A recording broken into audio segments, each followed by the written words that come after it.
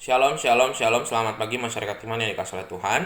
Hari ini kita akan menjalani hari kita dengan percaya bahwa Tuhan yang menebus kita, Tuhan yang menghapus dosa kita adalah Tuhan yang senantiasa memberikan jalan-jalan terbaik bagi setiap kita yang tetap setia. Mari bersama-sama kita mengawali hari ini dengan iman dan kita pujikan PKJ 38, dosa dunia hapuslah. PKJ 38, dosa dunia hapuslah, bait pertama dan yang kedua.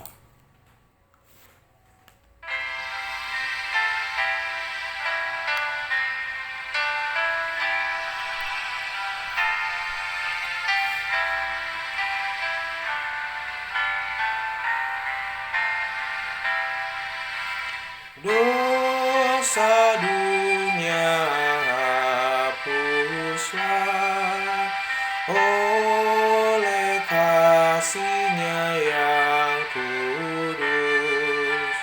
Aku pun dibasuhnya oleh darah yang kudus.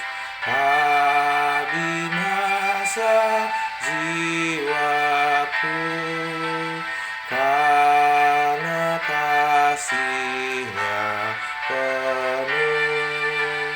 Yesus Kristus Tuhanku jadi juru selamatku.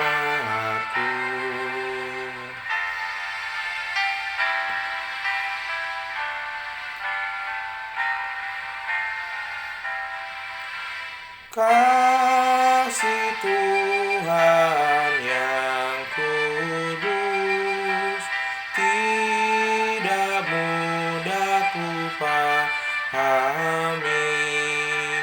Kasih Tuhan padaku amat luas dan lebarlah.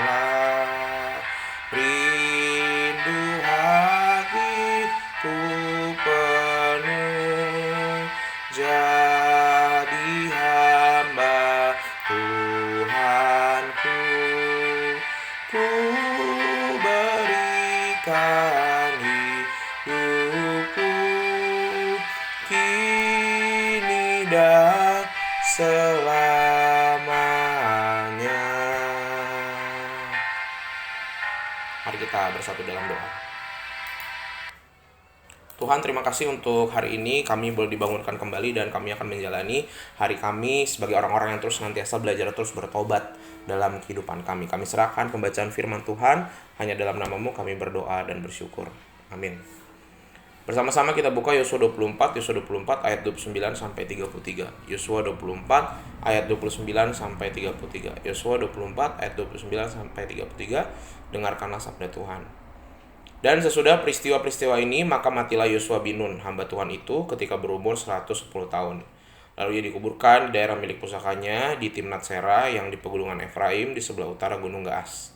Orang Israel beribadah kepada Tuhan sepanjang zaman Yosua dan sepanjang zaman para tua-tua yang hidup lebih lama daripada Yosua dan yang mengenal segenap perbuatan yang dilakukan Tuhan bagi orang Israel.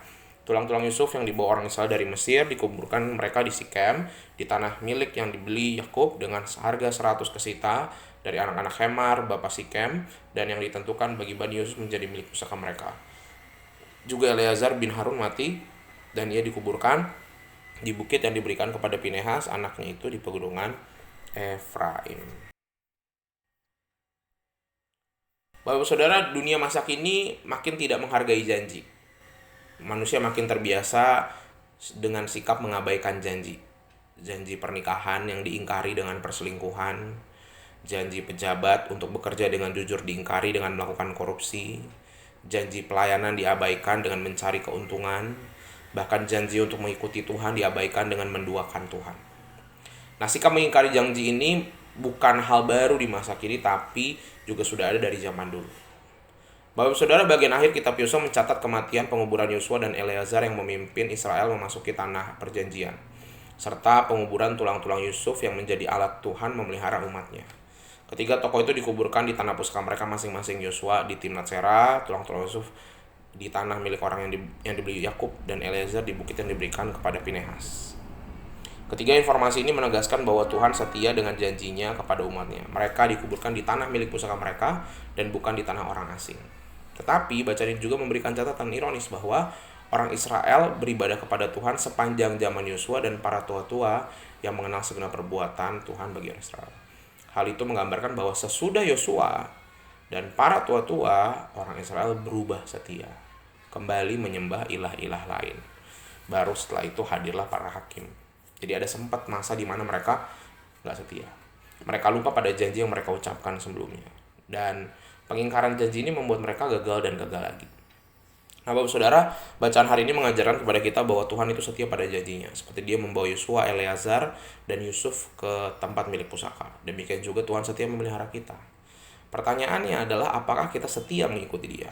Setiap kita yang percaya dipanggil untuk setia kepada Tuhan, apakah hidup kita juga sudah mewujudkan setia? Setia itu bukan cuma kita tetap jadi Kristen, tetapi sudahkah kita setia untuk punya nilai-nilai Kristus? Sudah setia sabar belum?